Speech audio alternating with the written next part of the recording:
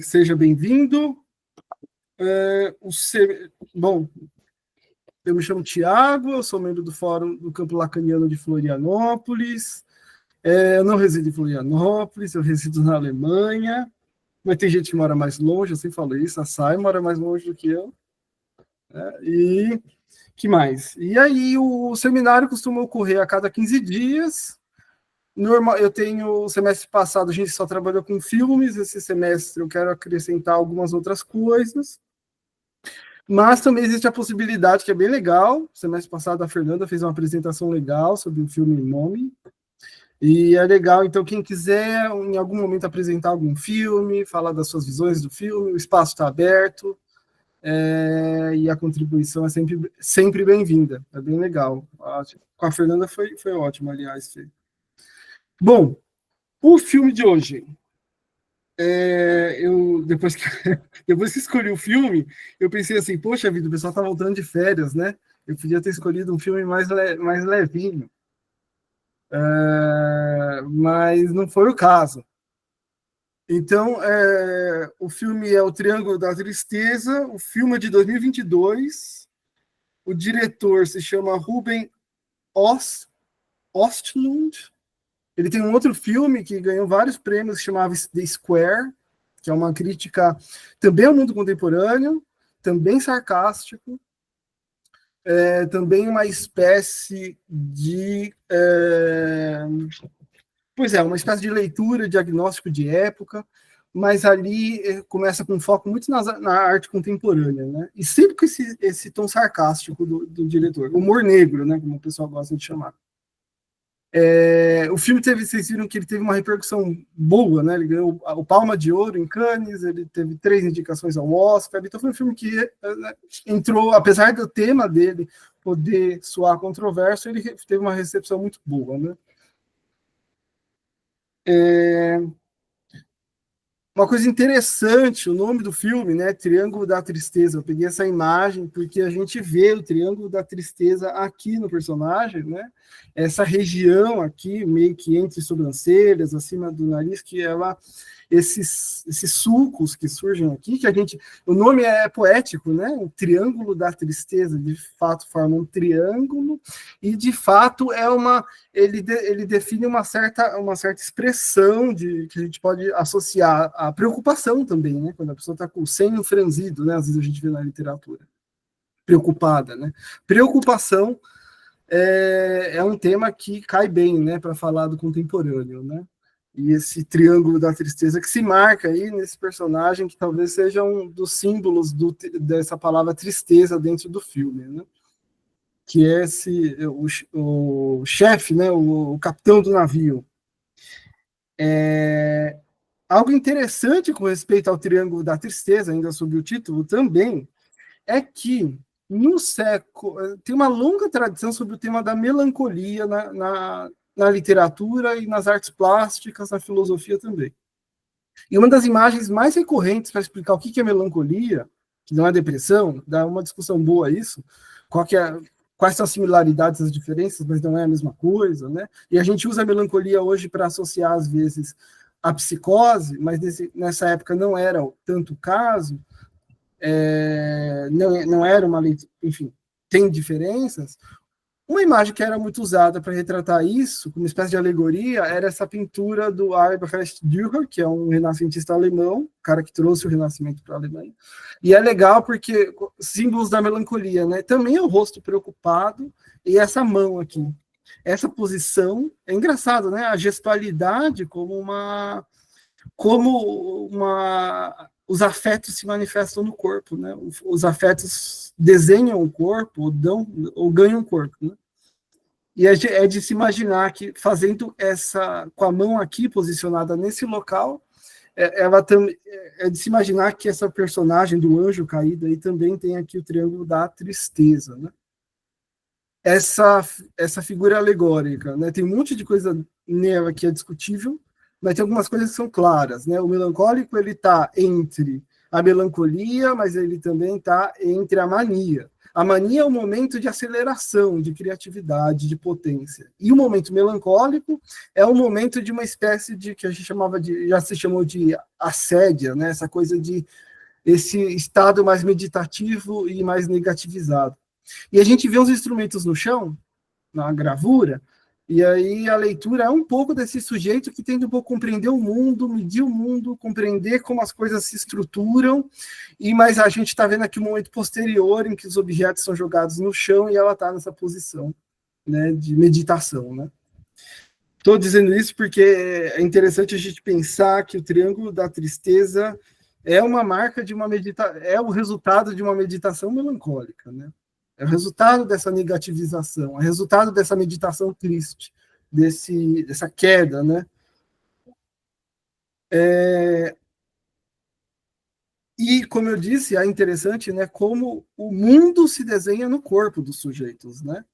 A gente fala na psicanálise de se inscrever no sujeito, a inscrição do corpo, a gente fala da escrita, a gente tem várias dessas construções na psicanálise. E tem um fato real de como o mundo se desenha no corpo, né? Por exemplo, será que o Triângulo da Tristeza seria tão comum em outras épocas? Seria menos comum? As pessoas teriam menos essa marca no rosto, né? Então, o mundo se imprime nos corpos, né? Acho que é uma meditação importante, né? Nas artes e nos corpos, né?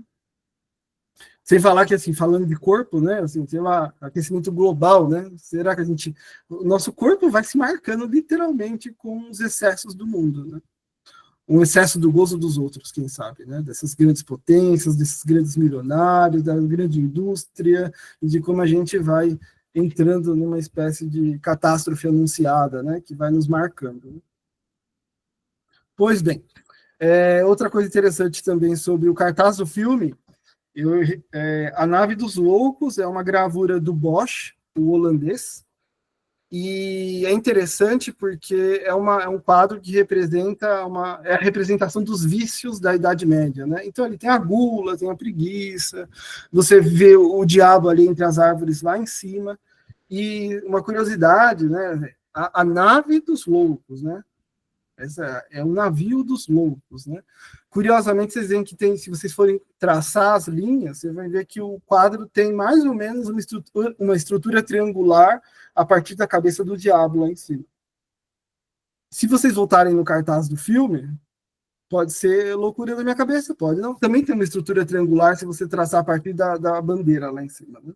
Não sei se o Ostlund se preocupou em fazer esse tipo de coisa, mas, enfim, a gente às vezes se dá o direito de surtar coletivamente, assim, em público, né? E dizer que tem uma semelhança entre as duas coisas.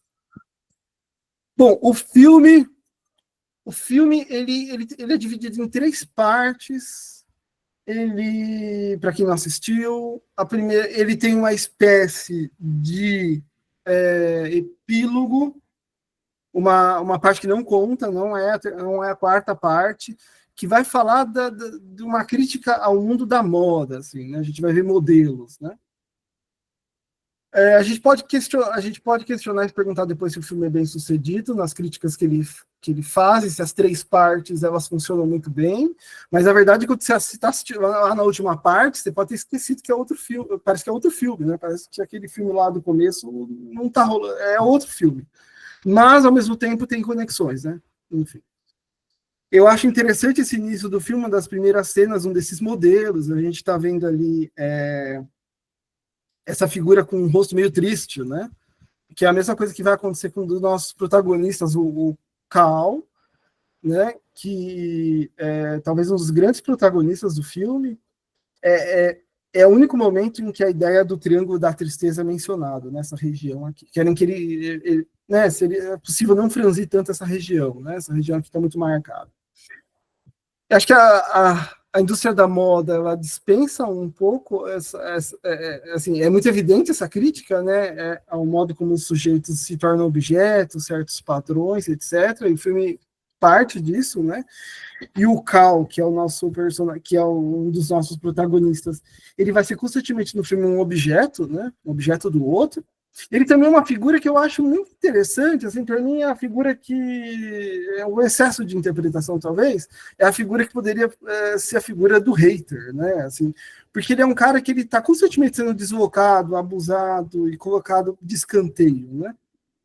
É o cara branco também fragilizado, né? O cara hétero, branco, fragilizado, às vezes essa coisa dessa masculinidade que se sente fragilizada diante do mundo, né? Enfim, isso vai muito inseguro, né? Ele é um personagem todo mal, né? Mas ele é uma figura facilmente manipulável, né? E essa cena é engraçada, né? Parece quase uma cena parece um recurso de filme do cinema mudo, em que o Carl ele sempre perde o lugar dele, né? Literalmente e de maneira, né, simbólica. Quando surgem alguns figurões e no desfile ele perde o lugar dele, né? E ele é colocado de escanteio, né? Ele é colocado para o fundo. Eu acho que uma coisa que é forte no filme, muito forte, e que vai aparecer nessa cena, que justifica isso ser uma espécie de prelúdio, por exemplo, essa frase: Everyone's equal, né? Todos são iguais, né? Que vai ser usada depois, mais tarde, pela russa na piscina. Essa frase é usada e o diretor faz questão de mostrar para a gente que a gente vive no império das hashtags, em que a gente pode... o capitalismo criou a ideia desse consumidor consciente, né? A gente vai no McDonald's um dia específico, a gente sabe que eles estão, sei lá, as condições e o salário dos funcionários, mas a gente sabe que no final do mês eles vão doar o dinheiro para a caridade, né? Essa espécie de capitalismo consciente, né? Que ao mesmo tempo ele é terrível e ao mesmo tempo ele te dá, né? E as frases viram uma espécie de slogans, né? Marcas, né? Porque todos são iguais é um slogan, uma marca, mas também é ideologia, né? Porque, como dizia o filósofo antigamente, ideologia não é você alegar que todos são iguais. Assim, todos são iguais. O problema é você dizer que todos estão sendo tratados de maneira igual. Né? Que a gente está no mesmo pé de igualdade, porque, na verdade, a diferença financeira e sua classe social vai te definir dentro desse universo dos laços sociais. Né? Que lugar você recebe nesse lugar. E nesse filme a gente vai ter uma inversão de como dos lugares sociais na terceira parte, né? Eu acho sensacional esse sarcasmo dele, né? Ame agora, né? Essa coisa de aproveite o agora, né? É agora, e essa coisa da emergência, essa coisa de essa positividade tóxica, as pessoas brincam às vezes, né? Assim, uma coisa um pouco cafona também, né? Tá a moça tocando cello, tá até bonito, e de repente corta, vem uma música eletrônica, entre os modelos, e a gente vê essa frase: cinismo mascarado como otimismo. Né? Então, o que é o cinismo? É importante lembrar, né? Cinismo a gente usa como uma espécie de ofensa, a gente usa como uma espécie de taxação negativa de alguém, mas o cinismo, como filosofia, ele tinha uma ideia positiva, de um pouco de você chacoalhar a estabilidade dos lugares, ou, por exemplo, a famosa frase do filósofo dizendo para sair, que alguém fala, você pode ter tudo que você quer, ele fala, eu quero que você saia da frente do sol, né, que você está cobrindo o meu sol. Essa ideia é um pouco de questionar todos os sistemas estabelecidos, ou de alguma maneira colocar eles em questão. Mas cinismo no contemporâneo tem outra característica. Cinismo é o cinismo do e daí, né? E daí? O cinismo ele é uma ideologia muito arguta, muito inteligente, porque isso me lembra uma situação específica de um influencer aí da esquerda, participou de uma discussão com várias pessoas da direita, e aí tem uma moça que ele dá uma série de argumentos, e a moça do outro lado, que é de direita, fala, e daí? E você usa todos os argumentos e a pessoa fala, ela se dá o direito de dizer isso para mim, não diz nada. E daí? E esse daí é mortificante, né? Porque você não você fica em silêncio, né? Porque de fato esses argumentos não operam, né? A pessoa fala nada opera sobre mim ao mesmo tempo que eu estou admitindo que tudo que você está dizendo é verdade, talvez seja, mas e daí? Esse daí é mortificante, ele é uma ideologia terrível, né? Porque ele diz que é tudo verdade, mas e eu com isso? De certa forma, eu acho que o filme tá, quando ele coloca isso, ele está dizendo isso, é possível a gente, porque no filme vai ser citado isso, né? Meio ambiente, hashtag meio ambiente, hashtag somos todos iguais. Então a gente tem, é como se a gente tiver, não é assim como se a ideologia fosse como antigamente, quando a ideologia era um estado de não saber. A ideologia agora, a ideologia 2.0 é um estado de que eu sei de tudo isso, mas e daí? Que é terrível, né? E daí? Isso não opera em mim, isso não me afeta, né? Eu estou fora de tudo isso, né? E eu posso até transformar isso numa hashtag numa marca. Enfim, nessa cena a gente também é apresentado a Yaya, que é uma das nossas outras personagens principais aí do filme.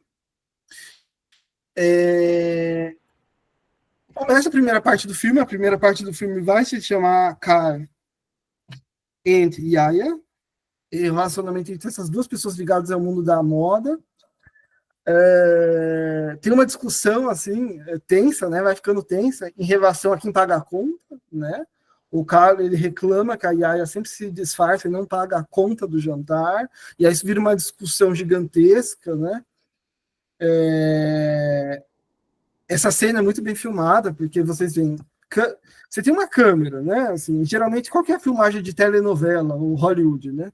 Tem duas pessoas conversando, ou você faz um plano aberto, ou você filma um e filma outro, filma um e filma outro. Campo e contracampo. Aqui não, aqui a câmera faz assim. E só que ela se move de um jeito que ela cria uma distância muito grande entre os dois. Eles não. Eles podem estar no mesmo lugar físico, mas eles não estão no mesmo lugar simbólico, pelo menos. E a gente tem o barulho do para-brisa, assim. A gente não pode esquecer, né? Tem um filme, ele tem um de engenheiro de som, e aí cabe ao diretor falar assim: deixa o som desse para-brisa mais alto. E aí é como se tivesse algo arrastando nesse relacionamento. Tem algo que não tem nada de harmônico aí, é cheio de uma agressividade, né? O cara nessa figura um pouco vitimizada, a gente entende um pouco ele, né?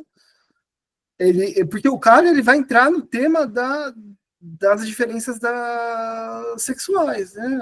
Homens e mulheres na sociedade. Tem uma ingenuidade, né? Ele fala a gente queria que nós deveríamos ser iguais, né? A gente sabe que no mundo machista e com estruturas patriarcais vigentes, essa ideia de devíamos ser todos iguais é uma frase que eu entendo, mas assim não chegamos lá ainda, estamos longe disso, né? E aí eu acho que ela vai deixar isso claro depois, quando eles têm uma discussão feia por causa do dinheiro, isso vai ficando cada vez maior. E aí no final ela entra no quarto dele, a gente descobre que ela também é influencer. O que é interessante, né? Porque a indústria da moda é uma indústria das aparências, e a gente vive um mundo, talvez, esse mundo em que essa imagem, que antes era a imagem do modelo na capa de revista, a imagem do modelo na campanha publicitária, agora é a imagem dos sujeitos nas redes sociais. Então, como, de certa forma, a lógica das aparências do mundo da moda, né, ela ganhou proporções e se auto-extrapolou, né? Então, a gente está o tempo inteiro às voltas com imagem. Depois de uma discussão feia entre os dois, eles se separam, mas depois a Yaya volta, um pouco arrependida, e ela fala para ele o lado dela de mulher que trabalha na indústria da moda, né? Ela fala, só abandona esse emprego, por exemplo, se eu arranjar alguém rico, né? Porque ela está dentro de uma profissão em que definitivamente o que desempenha um papel preponderante é a aparência e a juventude, né? E ela fala também assim, olha, eu sou uma mulher e eu tenho que pensar no futuro, eu não posso pensar em ter um filho de um homem que não vai estar lá por mim, né? Ela tá, ou seja, o que ela fala eu sou manipuladora, né? Mas ao mesmo tempo ela é manipuladora, ela está quase dizendo que eu preciso ser, porque como mulher nessa sociedade é preciso não ser muito levada pelas emoções. Isso é ao que eu fui levada. Dá para entender um pouco assim também. E aí tem esse mote de filme da sessão da tarde, filme assim, comédia romântica, em que ele faz uma aposta de que ele vai fazer ela se apaixonar por ele. Que é um mote de filme romântico, né? Assim, nossa, ela vai estar completamente apaixonada por ele ao final do filme, né? É o que a gente pensa. Podia ser um mote de filme norte-americano, totalmente visível aí. E o diretor está brincando com esses formatos, né? Acho que não há dúvida. E aí começa com essa cena do iate, que é sensacional, né? Vem um helicóptero, joga uma maleta amarela, passa uma filmagem bem dinâmica, assim, passa um barco, pega a maleta, abre a maleta, Nutella. Sensacional, porque é uma propaganda de Nutella, né, dada, ao mesmo tempo mostra essa futilidade que Nutella vira uma urgência, né, e quando você é rico você tem que atender, né, quando eles são ricos você tem que atender a urgência da Nutella, né, Nutella não é essa, no mundo do capital, a relatividade, o valor das coisas, enfim, ele pode ser bastante surpreendente, o valor que as coisas assumem, né? O modo como uma granada de mão é anunciada, né? Com o que eu trabalho, com granadas de mão, ao mesmo tempo, né? Nutella que vira uma urgência, né? Enfim. Sinais, né? Enfim. Em algum momento, se eu não me estender demais, a gente chega no discurso do capitalista, que eu acho que é importante para mencionar. O que a gente pode, entre as várias coisas que a gente pode falar do filme. Essa parte é engraçada. Tem duas classes de funcionários no navio, né? O navio poderia muito bem ser uma alegoria da Europa, né? Acho que o próprio diretor falou isso, a recepção do filme colocou isso. Outro comentário que é importante, outra coisa que é importante mencionar é que o filme às vezes é dito como uma crítica aos super ricos. Eu não sei se a gente pode ficar. Eu não acho que isso se estende só aos super ricos. Eu diria que isso se estende a nós todos. Mas claro, né, a figura dessa primeira tripulação, né, branca, loira, com discurso meio da motivação, né, ela vai dizer, por exemplo, stay strong, né, sejam fortes, né, e se alguém do navio pedir alguma coisa, tenta atender, mesmo que for um unicórnio. Mesmo que eles quiserem um unicórnio. Né? E cliente tem sempre razão.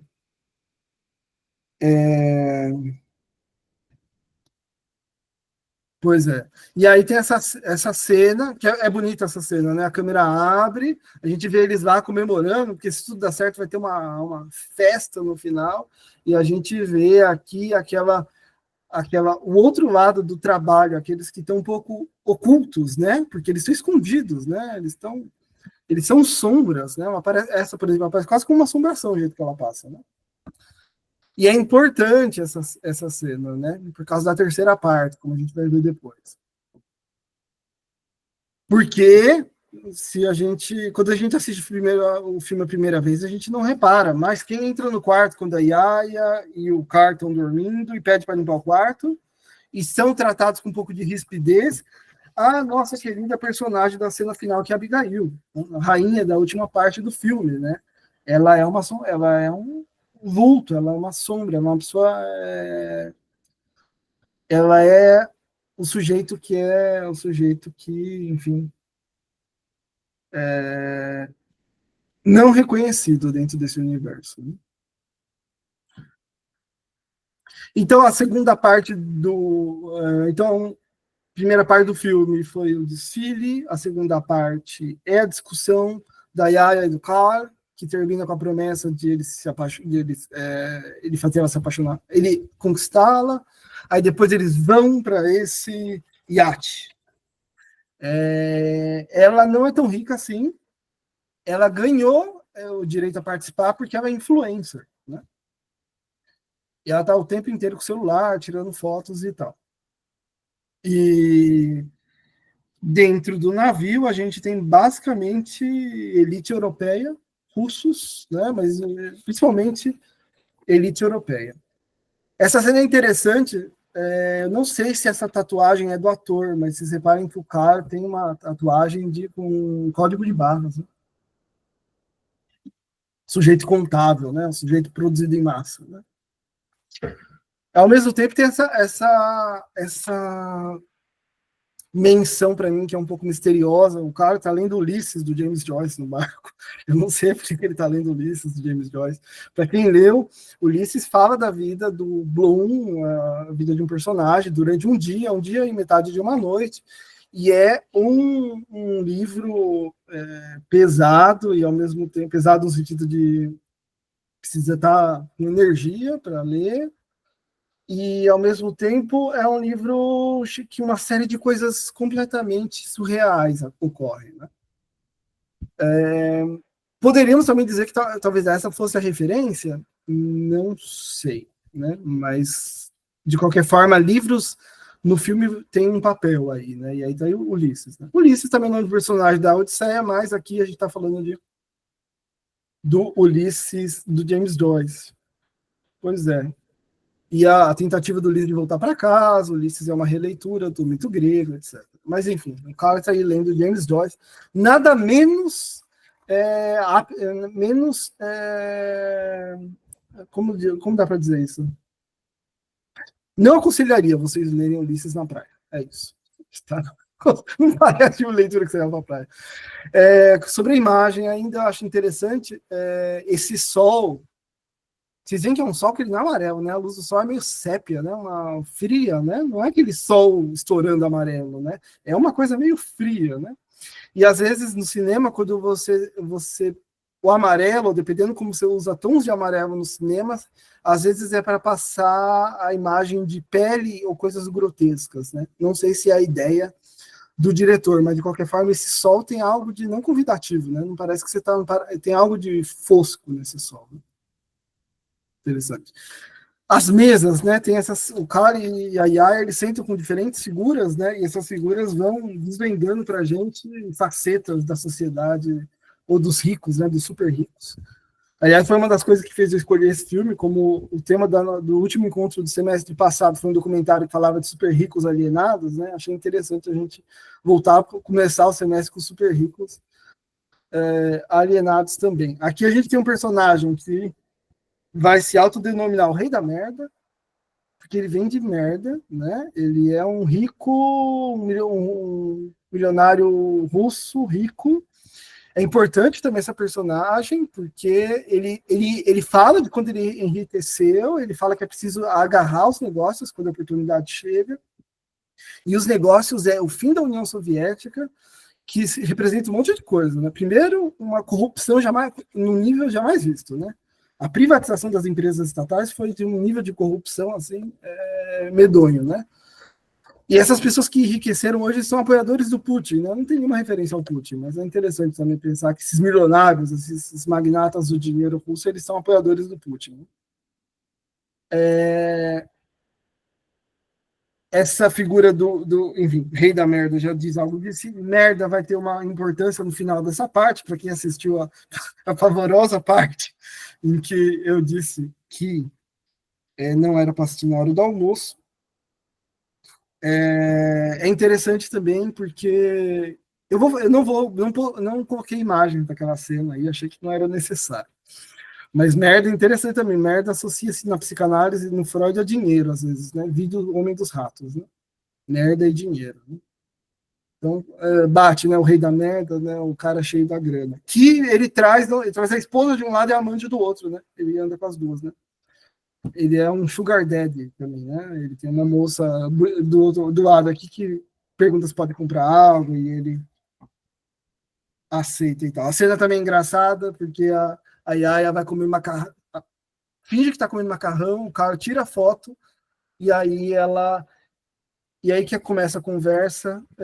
Você vai comer esse macarrão? Não, não vou comer por causa da foto. É interessante essa questão da artificialidade. O capitão do barco é um norte-americano, é o único norte-americano, em teoria, possivelmente quem dirige o navio. Aí seria uma interessante alegoria da Europa esse barco, porque quem dirige o barco é o norte-americano. Né? Alcoólatra, arrependido, depressivo, melancólico, porque ele é um capitão marxista, né? Ele é um comunista, como depois ele vai dizer, mas enfim. Tentando suportar aí, ou sustentar sua própria amargura, né? De novo, esse tema esse tema que é importante, né? Mas de alguma forma ele perdeu um pouco da sua... Eu não sei, ele não é tão marcante. Antes a gente falava de fim da história, né? Quando o bloco soviético se desmanchou, e a gente quase... Não sei se vocês conhecem essa frase importante, né? Assim, nesse momento de fim da história é mais fácil imaginar o fim do mundo do que o fim do capitalismo, né? A gente a gente é incapaz de criar outros mundos, né? A gente é incapaz de pensar em outras coisas. Esse mundo é terrível, mas ele é o melhor que nós temos. Esse tipo de coisa terrível, né? Essa frase importante de um artigo, eu esqueci o nome do autor, mas o livro é muito bom, né? Realismo Capitalista, chama o livro, ele diz, é mais fácil imaginar o fim do mundo do que o fim do capitalismo. Esse é o mundo um pouco desesperançoso, né? Que eu acho que esse filme é cheio de... ele é amargo também. Mas, enfim. Tem uma cena interessante sobre o Carr, que vai realçar de novo essa fragilidade dessa personagem que é manipuladora, manipulada, né? Desde quando ele é um mero objeto da moda. É que quando a Yaya vê um funcionário do barco que ela acha atraente, ele vê que ela sorriu para ele, o cara sorriu para ela, o funcionário do barco, ele vai reclamar, porque diz que a tripulação fica conversando com as pessoas e isso ainda não é legal, e o cara vai ser dispensado do barco, né? Porque o cliente tem sempre razão nesse barco. E a partir desse momento que ele expulsa qualquer tipo de coisa que faça obstáculo para a personalidade dele, que ele tem esse momento de fantasia, que parece um pouco ingênuo, mas se a gente parar para pensar, essa cena ocorre, ele dispensa o funcionário do barco, o criado, e aí depois ele tem esse momento de fantasia em que ele se faz passar por funcionário do barco, aquela brincadeira, jogos sexuais, né, em que ele aparece e fala para ela que ele é o funcionário do barco e que ele gostaria de reparar algumas coisas. Né? Então ele só se permite viver essa fantasia, essa sexualidade, quando ele expulsa aquilo que faz obstáculo para ela, né? Ou seja, uma figura totalmente fragilizada do Cal. Né? Essa cena é incrível, eu gosto bastante, a esposa do rei da merda ali, e essa funcionária, o sorriso dela, eu acho magnífico. Esse sorriso de plástico, né? Esse sorriso que parece quase que é não seria de impressionar se ela tirasse fosse uma máscara, né? Porque meio congelado, né? Esse sorriso que passa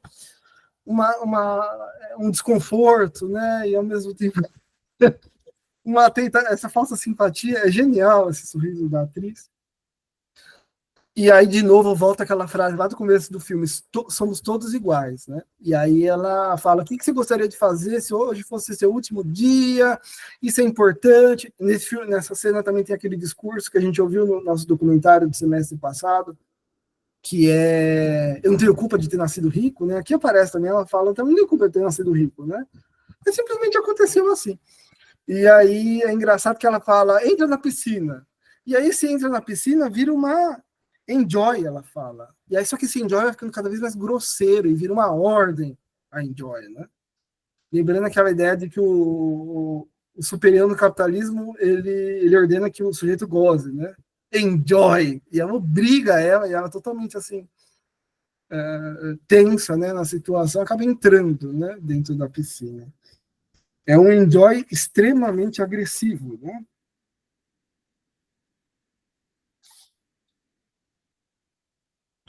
É engraçado que aí decide que os russos querem que todos mergulhem, aí pega a tripulação e bota o pessoal no escorregador, né? Os russos querem que todos mergulhem.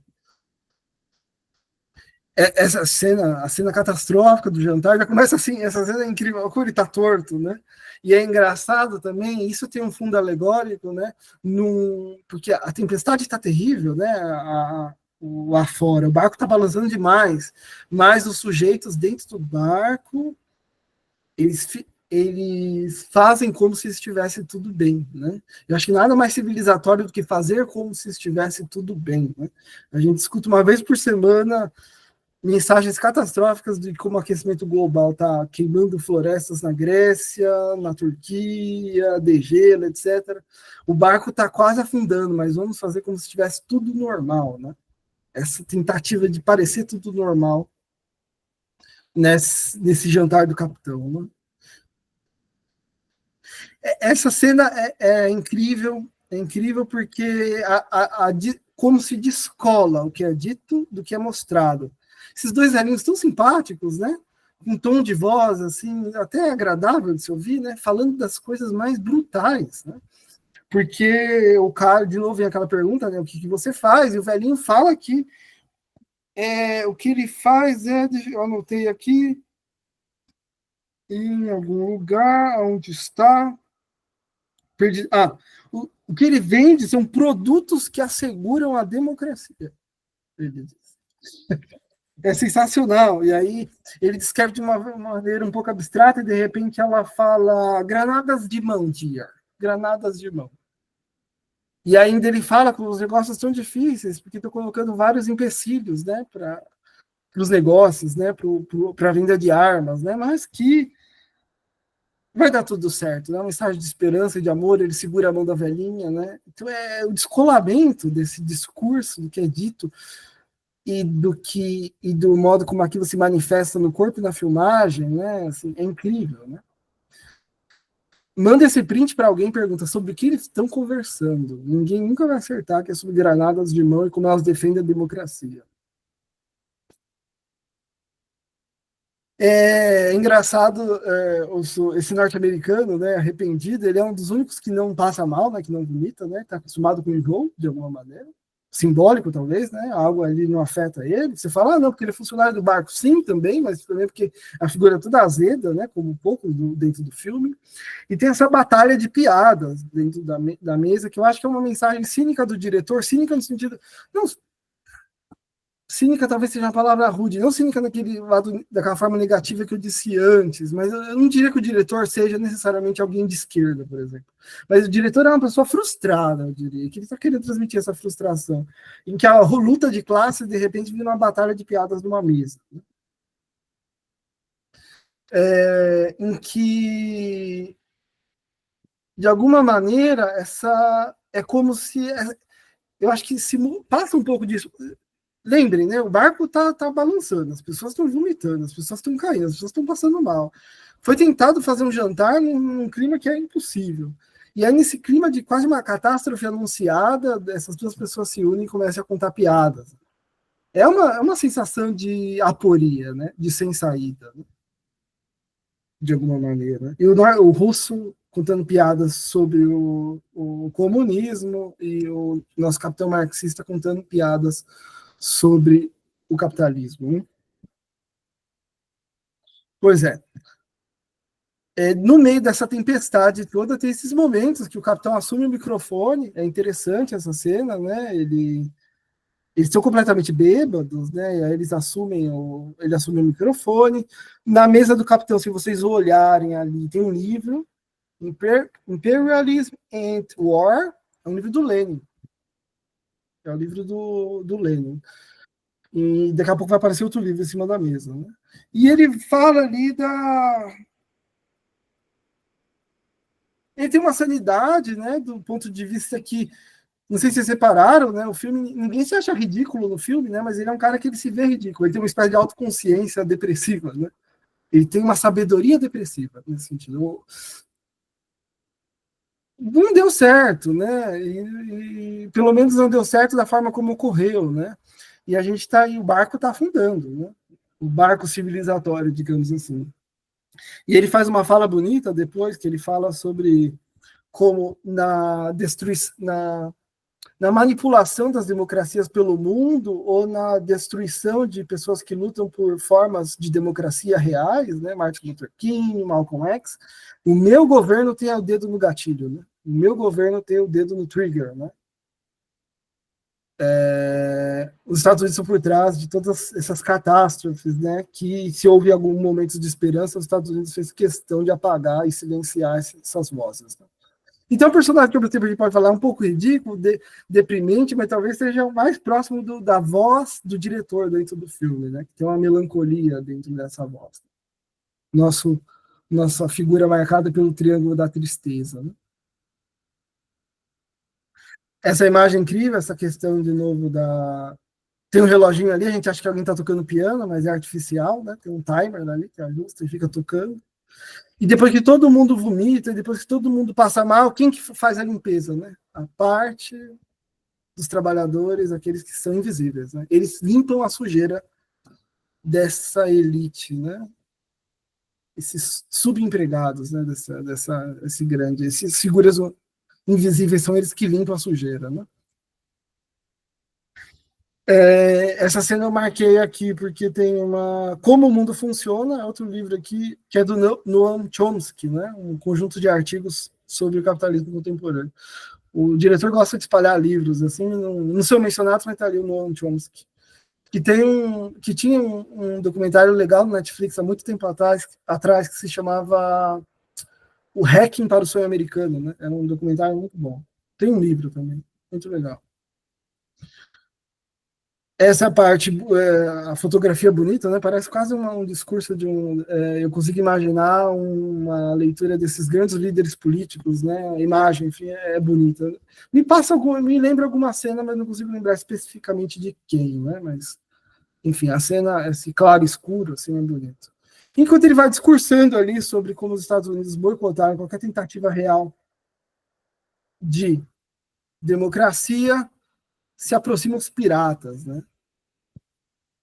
Essa cena que vai dar início à nossa terceira parte, né? A gente está chegando ao final da segunda parte do filme. Os piratas vão se aproximando e é legal isso, né? Eles jogam a bomba, quem pega a bomba é justamente a senhorinha, fala, não, uma das nossas. E é legal essa parte, que essa sutileza, ou não tão sutil assim, de que eles não identificam uma bomba como uma bomba. Vocês percebem? Eles identificam como objeto que produz lucro. Né? É um outro objeto, outra forma de objeto, né? Eles separam, né? Essas bombas não explodem para mim, né? Elas explodem para os outros. Para mim é um signo do dinheiro, né? E aqui elas vêm da sua forma, nessa reversão aí fatal, né? Essa cena eu postei porque é engraçado, né? Eles estão todos com colete, eles estão com essa expressão quase mortos, né? Parece que estão mortos, né? Lembra também, às vezes, as pessoas que são resgatadas desses barcos que tentam atravessar o oceano, né? E são resgatados, né? E etc. Né? E aí começa a terceira parte do filme, porque os piratas eles explodem o barco. E aí o que acontece é que uma parte só da tripulação sobrevive. Entre elas, a Abigail sobrevive, a moça do quarto que bate, pergunta se pode limpar. Essa cena é legal, né? Porque ela tá ali meditando o que eu vou fazer agora, né? Preciso tomar uma decisão. E ela. Todo mundo na ilha encontram essa espécie de mini barco, que é uma espécie de mini. Vocês imaginam, né? É um iate. Durante o filme é dito que custa 250 milhões de dólares. Né? Não é à toa que esse é um item de sobrevivência lá, né? E eles estão perdidos lá na praia e de repente encontram esse barquinho onde só a Abigail tá lá dentro com um pouco de comida. E aí a coisa vira, né? Porque ninguém sabe fazer nada, né? O que você faz com dinheiro, anéis de ouro, diamantes numa ilha? E aí o saber fazer da Abigail, acostumada a métodos mais tradicionais, como pescar com as mãos, isso vira riqueza e aí os Rolex e tudo perdem o valor completamente, né? A Abigail vira uma espécie de rainha da ilha. Só que por um momento a Paula tenta convencer a Abigail a obedecer ela, né? Assim, não, a gente é parte de um iate de luxo, ela fala, né? Ela, que iate, né? Eu não tô vendo iate nenhum. E ela põe o pau na mesa, literalmente, né? Eu gosto dessa cena. A Abigail pequenininha pega um pedaço de madeira e aponta assim. Tem uma outra coisa que eu ia falar desse momento.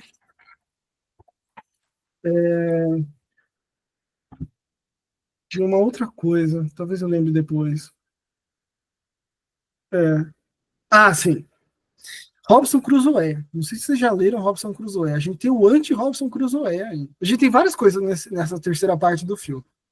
Primeiro, Robson Crusoe, para quem leu, é quase uma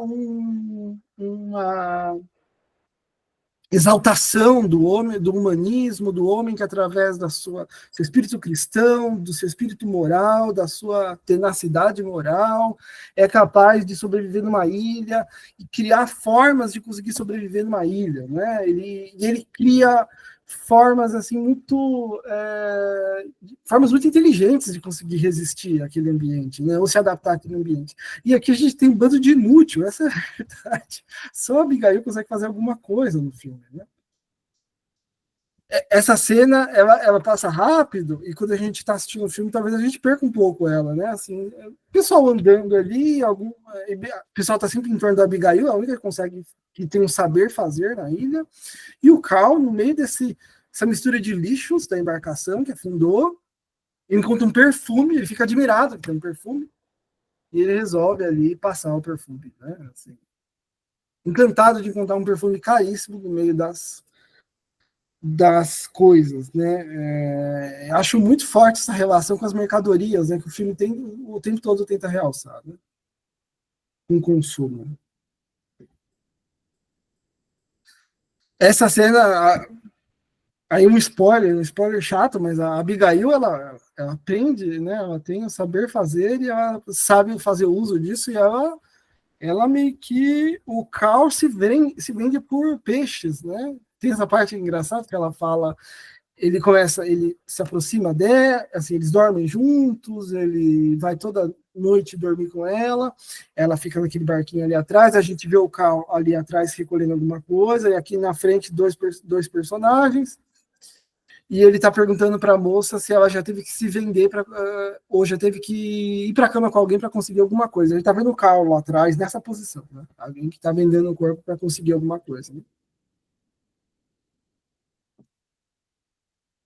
Essa cena, eu falei do saber fazer, né? Você vê que vocês vão olhar e basicamente o que eles fazem é desenvolver copos, né? Eles pegam as garrafas e transformam em copos. Não tem nenhum tipo de coisa construtiva, tirando o pirata. Um dos piratas, por algum motivo, foi parar na ilha.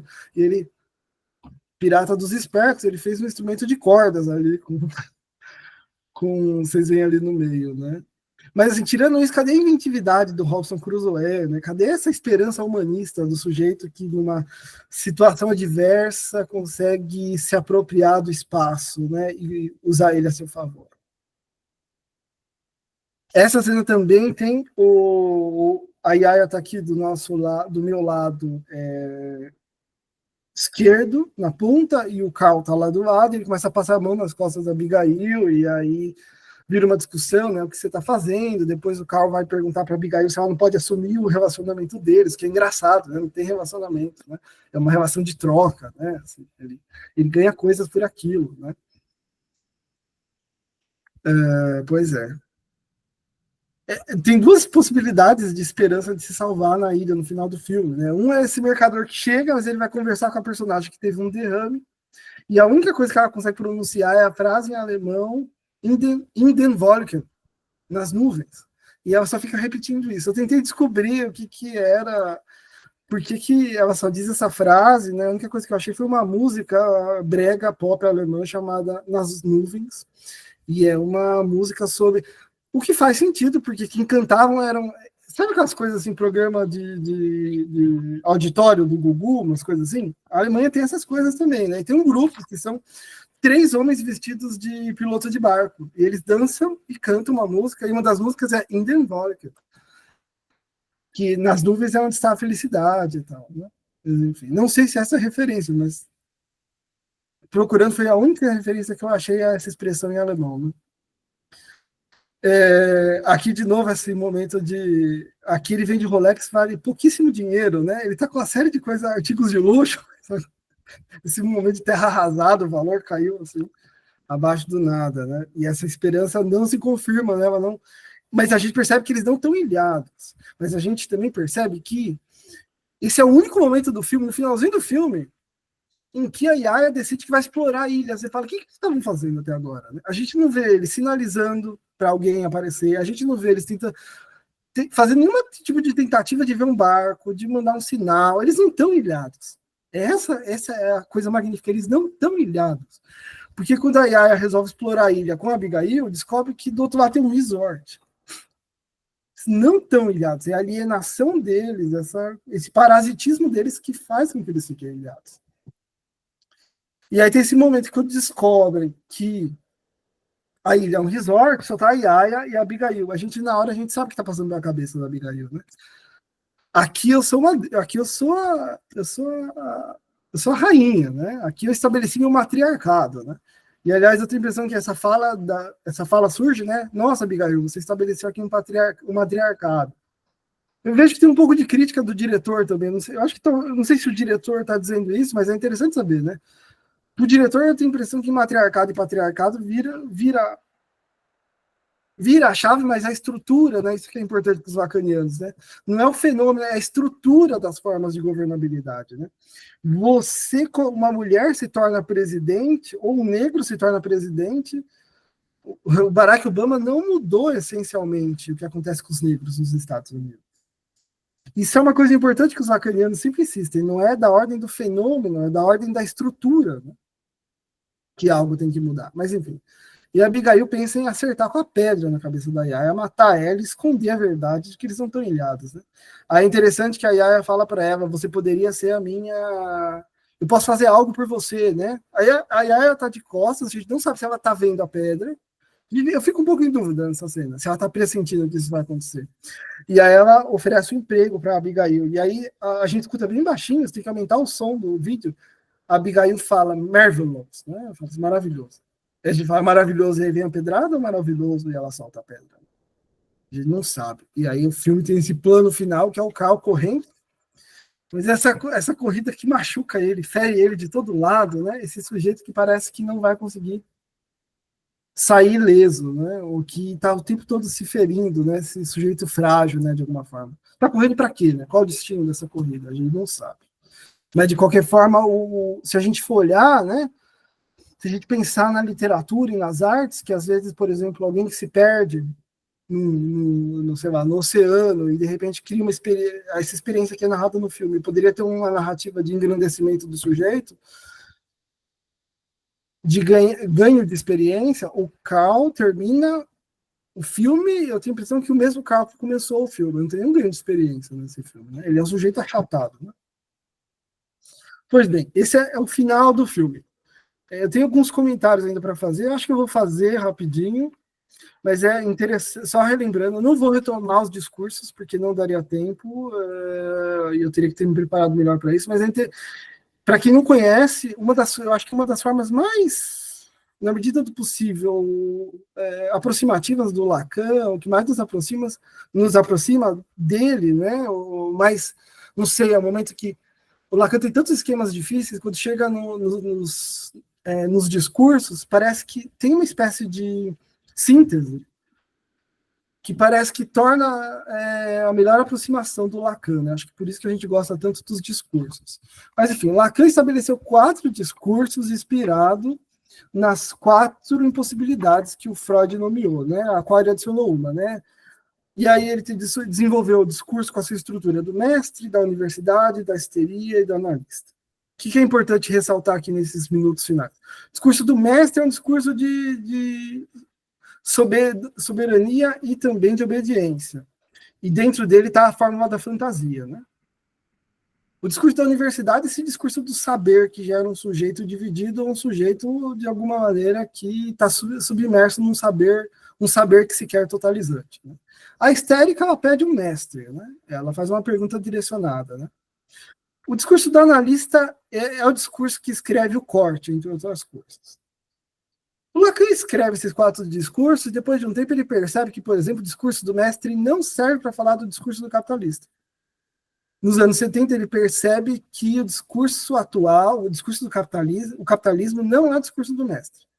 O discurso do capitalismo é um discurso em que o sujeito ele está relacionado ou que ele se conforma a partir de noções de consumo. Tudo vira consumo. E o sujeito tem acesso ao mais de gozar, que é o consumo. O Lacan também fala que o sujeito, o discurso do capitalismo, ele nega a castração, no sentido que ele nega a falta. Se está sentindo falta de alguma coisa, peraí que eu tenho uma mercadoria nova para você. Né? O seu próximo objeto de desejo está a alguns cliques, né, da sua casa, né? E chega pela Amazon. Né? Entregador mal pago, né? E tem o Zizek brinca com isso, né? Assim, essa ideia de você cria uma esperança quando chega o objeto, é como se inconscientemente tivesse um. Ainda não é isso, né? Ainda não é isso. A Colette Soler, e esse é onde eu ia parar, a Colette Soler tem um texto sobre o discurso do capitalista, interessante, eu posso mandar para vocês depois, mas ela diz o seguinte: o discurso do capitalista escreve o laço entre parte alguma, ele escreve somente a relação de cada sujeito com certo objeto mais-valia.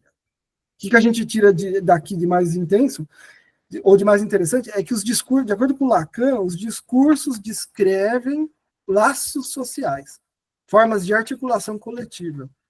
Mas o Lacan vai dizer que o discurso capitalista não cria laço. Isso é interessante. Os sujeitos ficam encapsulados no seu próprio mar, afogados nesse mar de gozar que ele tenta preencher com formas de consumo. Mas se a gente fala que é só os gadgets, que é o que o Lacan fala, a gente não está a gente não está sendo justo, ou pelo menos não está seguindo talvez a potência da coisa toda. Porque no nosso mundo atual, que não é o mundo do Lacan, a imagem é uma forma de consumo, né? Daí os influencers, daí o modelo, né? E os sujeitos que eles não criam lá, você vê, a conversa da Yaya e do carro, no carro, a câmera se arrasta para encontrar um e outro, né? Que é uma marca de que os sujeitos estão separados. Né? É quase como se um tivesse dentro do, assim, separado e isolado no seu gozo narcísico. Né? E aí a Soler fala uma coisa interessante, ela fala, estamos em uma configuração completamente diferente.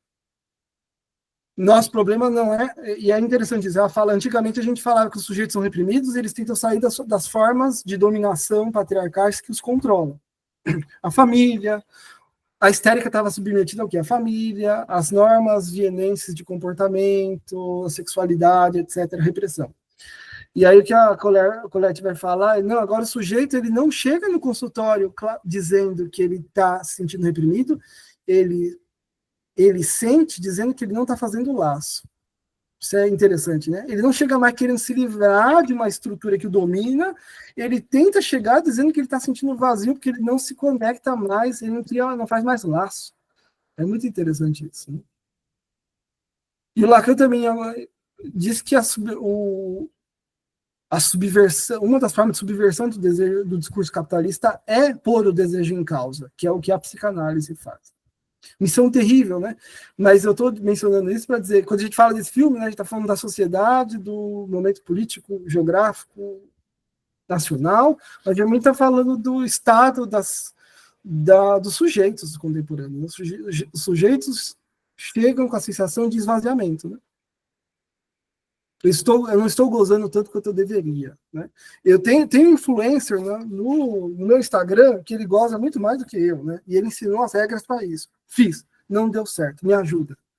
Preciso criar formas, né, de ter acesso a essas formas de gozo. Enfim, era isso que eu tinha para falar por hoje. Comentários, perguntas, reclamações?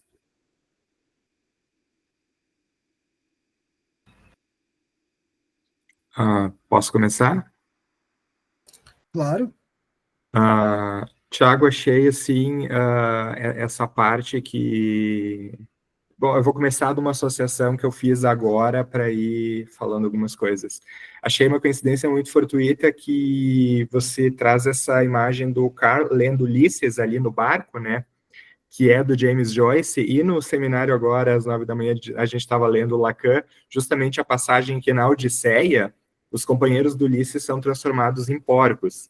E eu, na hora, né, claro que ele está lendo James Joyce, mas a gente sabe que o Ulisses de James Joyce é uma forma contemporânea da mesma estrutura do Odisseia. De que justamente é na viagem de volta, né, que acontece num barco, né, as viagens marítimas ali do Ulisses, o pessoal voltando nas Odisseias, eles desembarcam numa ilha, né, que é a ilha onde está Circe, né, a feiticeira, a deusa da magia, e é justamente a Circe que transforma, né, porque ela acha os companheiros do Ulisses são pérfidos, não estão à altura da honra dele, ela transforma eles em porcos, né, e é meio que parece que é um foreshadowing, assim, porque justamente nessa ilha, colocar assim entre muitas aspas nessas categorias, quem era bom se torna ruim, e quem era ruim consegue se tornar ainda mais repulsivo. Por exemplo, né, o Dmitri vai lá e ele encontra a irmã morta e ele chora sobre o corpo dela ao mesmo tempo que ele começa a tirar dela as joias. Então, ali parece que essa ilha, ela tem uma exacerbação, é a ilha dos porcos de Circe. Eu fiz essa associação nesse exato instante. E aí, justamente esse personagem Dimitri, ele é o personagem, né, que implica com o Nelson, né, o nome do personagem ali negro, é o único personagem, acho que negro, que a gente vê até esse momento na trama, e ele, né, com exceção dos piratas, né, que a gente vê o barco ali se aproximando, são pessoas não brancas, mas ele é o único homem, assim, negro, retinto, a gente poderia dizer, que aparece no filme, e ele é justamente a pessoa com quem o Dimitri vai dizer, não, você não é do barco, você é dos piratas. E é uma coisa assim que, na minha opinião, não fica claro, acho que o diretor nem queria que isso ficasse claro, qual que era o status desse personagem ali, porque me parece um pouco crível que num iate com tantos funcionários, né, alguém que fica lá nos lower decks, vamos dizer assim, né, nas engrenagens, nessas partes, seria possível de a gente não ver essa pessoa. E me parece que ali é mais uma camada um pouco que o Ostlund coloca, que é o racismo, né? Esse personagem ali, que é um homem branco, cis, hétero, vai imediatamente pensar que, não, se ele é negro e ele está nessa ilha, ele só pode ser pirata. Ele não podia sequer ser um empregado dentro do, do navio.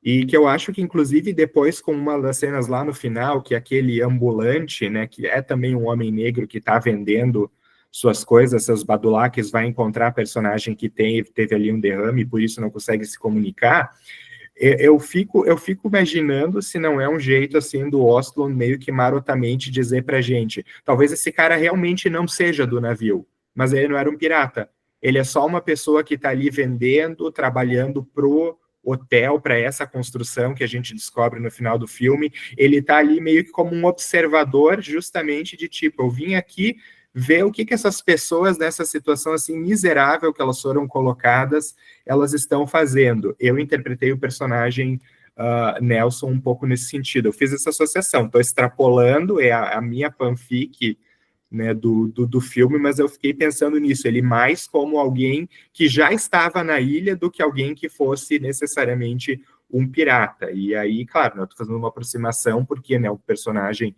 negro, um outro negro estava na mesma situação, a gente tem toda uma discussão aí que poderia ser feita, mas eu achei o personagem dele, me chama muito a atenção nisso. E aí, voltando para o segundo ato, que eu acho que para mim é a parte que eu mais gosto do filme, especialmente ali a conclusão dele. O único outro filme do Ostlund que eu conheço é o The Square.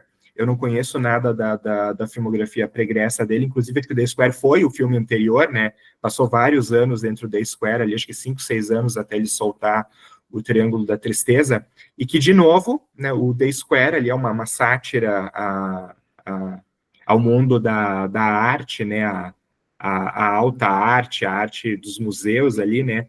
Que, de novo, a gente tem um jantar onde é a cena mais incômoda, digamos assim, do filme, né? No The Square é porque a gente tem aquela performance longa de 10 minutos do cara imitando um macaco e que começa a ficar um troço, não vou dar spoiler para quem viu o filme, mas é uma coisa assim que num jantar de uma galera que são assim mecenas e são críticos de arte, o cara chama um cara para imitar um macaco, e o negócio começa a ficar realmente animalesco, quando ele começa a importunar as pessoas no meio desse jantar super chique, começa a quebrar copos, subir na mesa, e você fica num limite, o que esse cara vai fazer se ninguém parar essa performance? Que parece que é uma mesma coisa que acontece no jantar ali, onde é que isso vai parar? E para na escatologia mesmo, que me lembrou muito, inclusive, como a escatologia tem sido usada contemporaneamente no cinema. A gente viu Parasita, por exemplo, né, aquela chuva torrencial na Coreia, que faz as pessoas que vivem, né, no subúrbio, no downtown, literalmente a merda voltar pelo vaso. Então, muito interessante como ele pega esse recurso assim extremamente atual da escatologia para dar essa sensação de insegurança e incômodo. E ali acho que o que mais me chama a atenção nessa cena do jantar e tudo é que o capitão, o que ele pede para comer? né? Ao contrário de todas aquelas comidas chiques que elas vão ficando cada vez, parece que mais insossas. Chega assim a penúltima que mostra uma geleia transparente, não tem cor, parece que não tem gosto de nada, vai progressivamente ficando insosso, e ele pede um hambúrguer. E o que é o hambúrguer se não o símbolo do capitalismo? O que é o fast food se não um dos símbolos do capitalismo, né? Então, acho que mostra toda a marca desse Thomas, né? Acho que é o nome dele, do capitão Thomas, que ele mesmo faz a autocrítica, né? A consciência, ele tem mais coisas na vida dele do que ele mereceria ter, inclusive, provavelmente, o fato de ser um capitão de um iate que vale 250 milhões de dólares. Mas eu acho interessante como o Ostland, ele me parece, está sempre denunciando a hipocrisia dos personagens dele. E daí eu volto à hipocrisia, por exemplo, do diretor do museu, que é o protagonista de Square, e, de novo, né, o capitão, os dois dirigentes, as pessoas que dirigem, né? O quanto eles têm uma persona e a vida quase que pública, vamos dizer assim, não tanto no caso do capitão, mas como a prática deles é outra, que é essa denúncia meio que ideológica mesmo, essa brincadeira que o Oslo parece que ele está sempre fazendo com as ideologias. Por exemplo, o capitão, ele lê Marx, lê Lenin, ele se declara capitalista comunista, mas ele tá deprimido porque ele está ali, ele está alcoólatra porque ele não suporta aquela gente, ele não suporta aquele meio, ele não suporta as pessoas ricas, as caras e bocas que ele faz são ótimas, a cena dele de reproche à mulher que enxerga velas onde não existem velas no navio, eu acho que é ótima. É justamente mostrar como há uma hipocrisia toda que ronda todos os personagens, incluindo o capitão, porque ele é hipócrita, porque ele continua participando desse jogo, ele está ali ostentando uma ideologia, que eu acho que é uma crítica que a psicanálise faz às ideologias, né, porque toda crença política ela é imbuída de uma ideologia, seja ela de qual espectro seja, mas ele faz essa crítica de que é comunista, é comunista, é socialista, leu tudo isso, está fazendo esse discurso, está lendo o trecho de Lenin, está lendo o trecho de Capital, está citando as coisas, mas, ao mesmo tempo, continua sendo capitão do iate de luxo e continua pedindo para comer o hambúrguer, esse grande símbolo do capitalismo. Então, eu li um pouco nessa chave de leitura, um pouco da hipocrisia, né, dos personagens, e aí eu acho que todas as hipocrisias de todos eles vêm à tona nesse jantar, e aí eu acho que essa sessão do filme, para mim, assim, ela é fantástica, porque ela é escatológica e ela é ao mesmo tempo mais crua, é ali que os personagens são mais verdadeiramente, não eles mesmos, mas é ali onde eles estão mais, parece que implicados, eu diria assim, no seu próprio semblante, isso vem com muita força à tona, então eu acho que foi isso que mais me chamou a atenção, assim, no filme. William, obrigado. Gabriela, vai lá. Agora consegui. Eu acho interessante essa parte, né, da esposa, né, russa, né, esposa do Dmitry, ela tem essa coisa do eu sou rica, então assim, meu desejo tem que ser, todos têm que me obedecer, né, no meu desejo, e ela usa de alguma forma a tripulação como bobos da corte, né? E eu senti que, de alguma forma, né, o capitão também se sente bobo da corte nesse lugar, né, de capitão, que ele não quer estar ali, e aí ele se aliena, né, bebendo o tempo todo, né, não quer ir para esse jantar, escolhe justamente o dia que não era para escolher, para acontecer esse merdelê total, né? E talvez eu acho que foi uma enxurrada de coincidências, porque toda a tripulação ficou lá sendo boba da corte, né, para os ricos, né? E eles abandonam a cozinha, então as comidas estragam, né? E todo mundo comendo ostra, que é super delicado, que estraga muito fácil, polvo, enfim, todo mundo passando mal. E no jantar, que o capitão fica ali, né, para receber, né, como o grande bobo da corte, esse povo, sem a menor vontade de estar nesse lugar, totalmente incomodado, né? E talvez essa escolha do dia que não podia é uma forma dele né, de demonstrar a revolta dele, o mal-estar dele, porque ele abandona totalmente o barco já está abandonado há muito tempo. ele deixa aí explodir tudo em merda. Enfim, só isso que eu acho.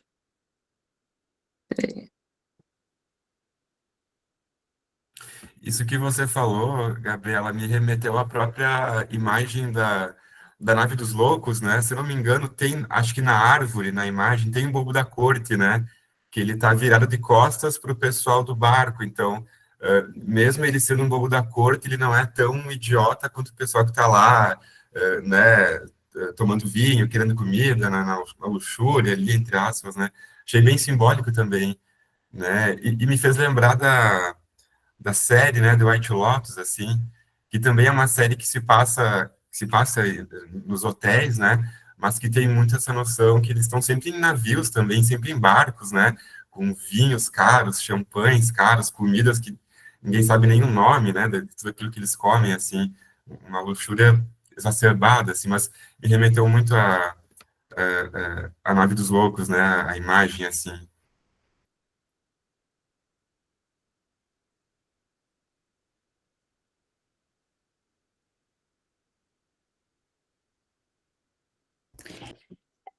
Assim, sempre houve uma curiosidade sobre a vida dos ultra-ricos, né? Então, de vez em quando, sempre há uma obra que externaliza isso.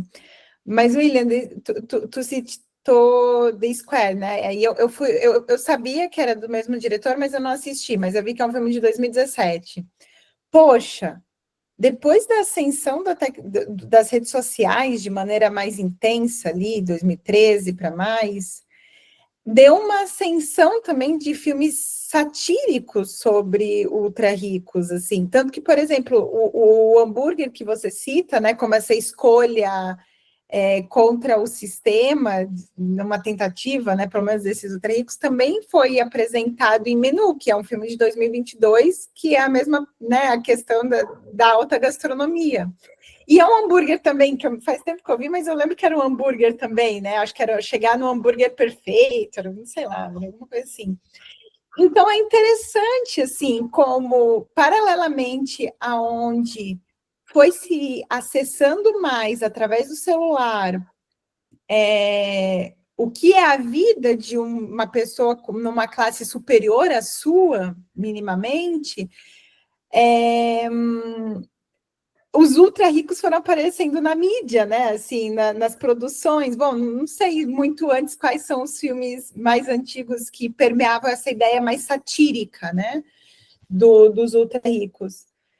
E é só outra coisa que é interessante é a esposa barra irmã do Dimitri, porque para mim a leitura do filme era que a russa era irmã dele, posta ali como essa pessoa sem uma história própria, sabe? Sem só colada a história de um irmão que ascendeu e aí a ela não se construiu nada mais do que aquilo. Mas é interessante quando o Tiago traz que ela, né, pode ser também ali uma esposa também, né? Pode ser enfim, achei interessante, porque aí é uma esposa dissexuada, né? Quase uma irmã, né? Tanto que a minha leitura foi de irmã. Então é muito interessante, né? Acho que só isso que eu queria trazer um pouquinho. E a cena das velas também maravilhosa, que foi lembrada, assim, da mulher encasquetada com as velas sujas. Eu acho que eu ficaria curiosa, porque ambos os modelos é feito isso, trazido uma outra camada, né? Você vê uma dubiedade, assim, na modelo que o namorado dorme com a matriarca, e então tem uma dubiedade, um amor e ódio dessa menina ali por essa matriarca e tal. Eu acho que eu senti um pouco falta nos outros personagens disso também, assim, eu queria ouvir saber um pouco mais dessa russa aí, que basicamente era uma boneca, né? Uma boneca idosa, quase uma boneca inflável idosa, assim.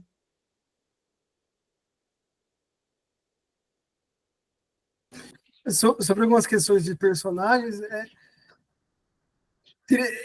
talvez eu tenha errado na minha leitura, eu sempre vi o filme 2 vezes, eu achei que ela era a esposa, ficou muito essa imagem para mim, no momento que eles estão na mesa, e quando ele apresenta uma, eles parecem um pouco constrangidos com a outra que está procurando coisas para comprar no celular, assim, e me pareceu como se a outra fosse esse elemento um pouco desconfortável ali que aparece. Posso comprar isso? Pode, querida, pode.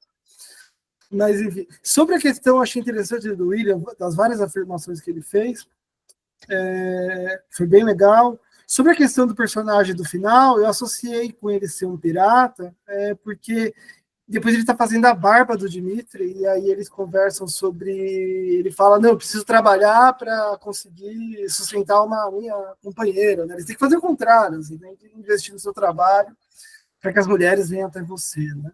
E aí, nesse momento, ficou para mim a impressão de que talvez ele fosse um pirata, né? Mas, questão. É interessante, porque ele até fala, né, os valores, e aí, para mim, ficou, assim, uma abertura, era uma fantasia, né, algo ali de uma brincadeira, mas quando é muito interessante o William trazer assim a ideia de alguém que já estava na ilha e que o trabalho na ilha pode ser tão horrível a ponto de que passar fome com um bando de gente, sabe, incapaz, seja mais interessante do que o retorno ao trabalho, né?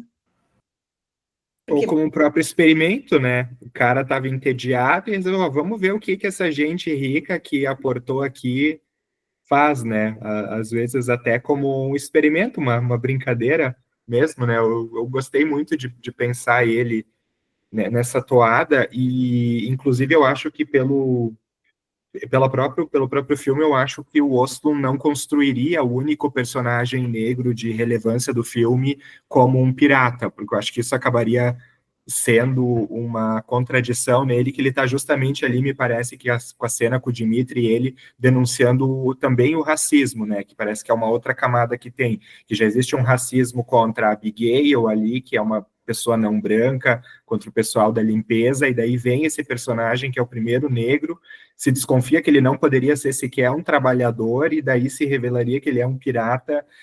Eu acho que o Oslo não faria isso. Eu acho que ele tá mais advertido, ele estava bastante advertido das críticas que ele fez, mas eu acho que a cena realmente dele barbeando o Dimitri, me lembra inclusive a cena de A Cor Púrpura, não sei se vocês conhecem, me lembrou, né, aquela cena em que a personagem, não sei se é a Whoopi Goldberg que faz agora, ela tá ali raspando e ela vai pegar a navalha, ela quer, né, cortar a jugular do senhor dela, que escraviza ela, e a outra impede, né? Então me lembrou também um pouco assim, cinematograficamente, essa outra cena. Então acho que é um jogo que o diretor vai fazendo, ele vai jogando com a nossa percepção, com os nossos preceitos, os nossos preconceitos, e como a gente, justamente, né, o que eu próprio fiz, na ausência de uma certeza, você cria um final, você cria uma fanfic, você cria uma história de fundo para o personagem que fala muito da nossa incapacidade de lidar com a ambiguidade das histórias, com o não fechamento, enfim. Eu pensei um pouco nessa toada. Só um comentário interessante, eu sou do tipo que acha que o pirata é um trabalhador, viu? Pirata é um trabalhador, como a pessoa do tráfico é uma trabalhadora, assim, são trabalhadores. Inclusive que eles estão ali participando do mecanismo, né? Eles estão consumindo as bombas ali que alguém da próprio barco está produzindo, né? Eles estão dentro. Você percebe, o legal,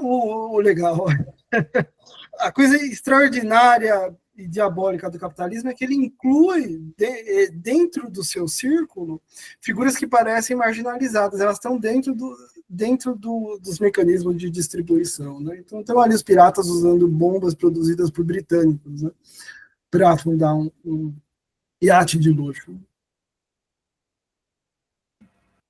E é legal que tu menciona ali aquela cena, né, do casal, né, britânico, que ela encontra a granada, que fez exatamente a mesma leitura. Se eu vejo uma granada, eu saio correndo o mais longe que eu posso, eu não vou interpretar aquilo como um produto, mas eles olham aquilo como uma coisa normal, porque é o dia a dia deles, até que o marido dela finalmente vê que está sem a trava e vai explodir. e é uma das nossas. E aí eu acho que o Ostlund faz uma coisa que ele fez nos 2 filmes que me pega muito e faz eu repensar, que ele faz a gente rir daquilo que, a princípio, é trágico, mas é o famoso trágico no do pimenta no olho dos outros é refresco. A gente ri porque a gente também não está naquela situação, mas ele faz a gente rir de umas coisas assim que são muito trágicas e muito cruéis, né? A gente dá a risada do casal, né, que ganhou a vida produzindo granadas, mas são mortos pela própria granada, né? É o trágico grego, clássico. O destino, né, clássico ali. A gente ri disso e vários outros momentos do filme, do The Square também, para, opa, por que eu tô rindo desse negócio, né?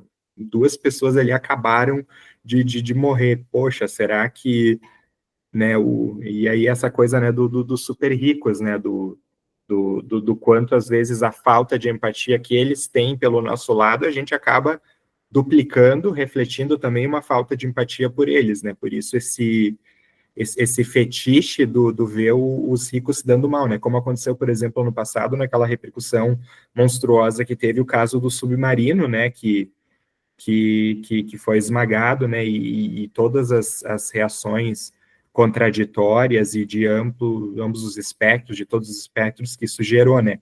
Acho que o filme também mostra o quanto a gente também, por às vezes, né, engrenagem do capitalismo, engrenagem de como a sociedade funciona, a gente vai se dessensibilizando também, e a gente acaba rindo daquilo que não é risível. Eu tenho essa impressão que, especialmente no Triângulo da Tristeza, vários momentos, o diretor faz você rir de uma coisa que você para 10 segundos e pensa, poxa, mas eu não devia ter rido disso. Acho que ele quer te provocar um pouco essa sensação, impressão minha. Oi, William. Oi, gente, tudo bem? Eu tô gripado, Fala, tá? Iago. Por isso que eu tava quietinho. Imagina. Então, bem interessante isso que você traz, né? Da gente dar risada.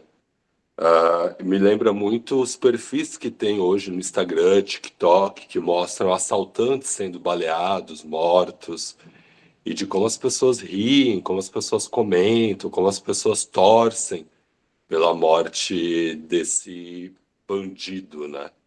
E de como também a internet oferece esse lugar seguro, assim como o cinema, né? Você está do outro lado. Você pode exercer essa falta de sensibilidade. Era só isso, tá, gente? Desculpa. Tem um livro de uns anos atrás, da Alenka Zupanci, que acabou de sair um livro dela, mas um outro, né? O que é sexualidade, o que é sexo, saiu, né? Pela Autêntica, é uma autora muito boa. Ela tem um livro chamado The Odd One, e ela fala como...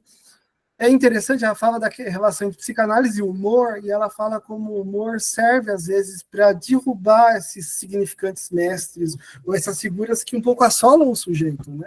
A gente vê isso na análise, né? Às vezes, transformar uma forma de sofrimento em algo de humor, né? Cria, às vezes, para o sujeito uma saída do sofrimento, né? Não deixo de pensar que esse humor negro do diretor é uma forma um pouco de derrubar essas figuras grandiosas, que não caem na realidade, né? Elas caem nesse espaço do filme, elas se tornam ridículas, né? Elas são cobertas de fezes e vômito, né? Uma vingança do diretor contra essas figuras, né? Uma espécie de fantasiando aí formas de vingança, né? Contra como é que eu poderia ver essas pessoas no chão, literalmente, né? E o humor acaba sendo uma outra arma de espezinhar, né? Mas é interessante esse papel do humor, né? E como ele pode dar contornos, novas formas de imaginação, eu diria.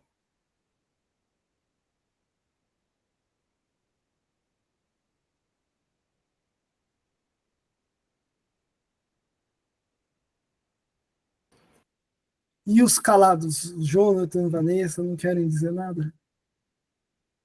O olhar da Vanessa. A Vanessa deu uma viradinha assim. Eu assisti até aquela cena em que tinha um casal lá da Granada, sabe? E até onde eu assisti, assim, eu fiquei muito impactada com a crítica do filme. Eu achei ótimo. Eu não conhecia. Muito, muito legal, assim, gostei bastante. Então, toda a parte chocante você assistiu. Mas a cena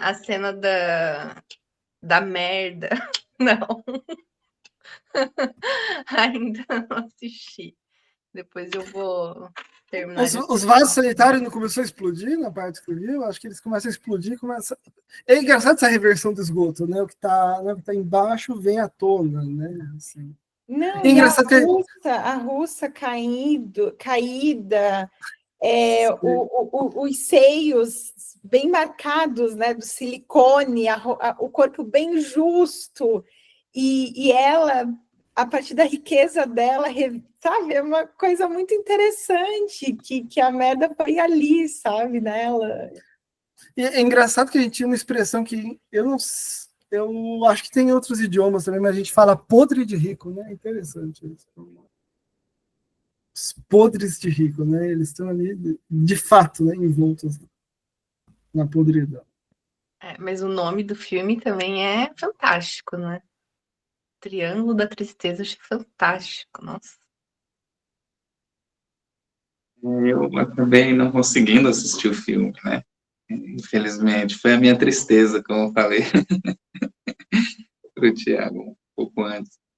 Mas, assim, a exposição maravilhosa, as contribuições também.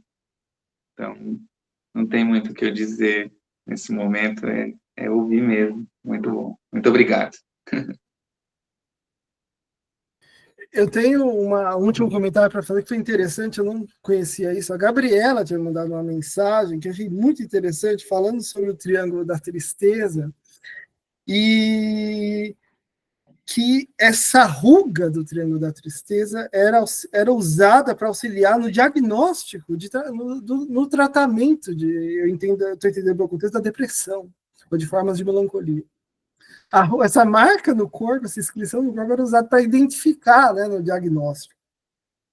Né? E é interessante também essa associação, porque é um lugar onde essa ruga, assim que ela aparece, né, o tratamento que muita gente faz, né, é colocar o botox, né, de alguma maneira, preencher esse sulco na pele. Né? Eu achei muito, muito, essa parte específica eu não sabia, né, essa questão da marca que é usada para identificar, né? Triângulo da Tristeza, muito bom. E é interessante, né, porque às vezes se diz que a gente não se lê o corpo do paciente, não se lê o corpo do outro, né, se escuta somente a palavra, mas esse caso, ele é o clássico, né, triângulo da tristeza, porque socialmente, inclusive, se você está relaxado, você está bem psicologicamente, você não vai ficar numa postura, assim, de tensão o tempo todo. Se você tem, né, as nossas rugas, elas dizem muito de como a nossa história se construiu, e eu acho essa coisa logo no início do filme, né, e como tu bem apontou, né, o personagem do capitão tá sempre com o senho franzido, ele tá em sofrimento o tempo todo, é muito interessante, porque são coisas que mostram que os afetos se inscrevem no corpo, e são inscrições que a gente também tem que aprender a ler. Muito legal, William, muito legal mesmo. E tem um texto famoso do Firenze, né, que falava sobre reparar no corpo do analisante, né? O Ferenczi falava sobre isso. E eu acho que, de fato, essa questão da inscrição no corpo é muito interessante. Né? Eu ia falar de outra coisa, mas eu já esqueci novamente. Mas tinha a ver com isso. Mas bem interessante mesmo. Inscrição no corpo. Bom, pessoal, acho que foi isso. Estamos falados. Foi um prazer, um retorno, né, hoje, primeiro encontro do semestre, haverá mais. Se alguém tiver alguma ideia de um filme, como eu disse, quiser falar de algum filme, trazer um filme para discussão, o espaço está aberto, é só me mandar mensagem, tá? E a gente ajeita isso. E muito obrigado, pessoal. Boa semana para você. 15 dias. 15 dias. Okay. Obrigada, tchau, Tchau, tchau. gente. Tchau, obrigado, pessoal. Até a próxima. Tchau, parabéns. Tchau, tchau. Tchau, tchau.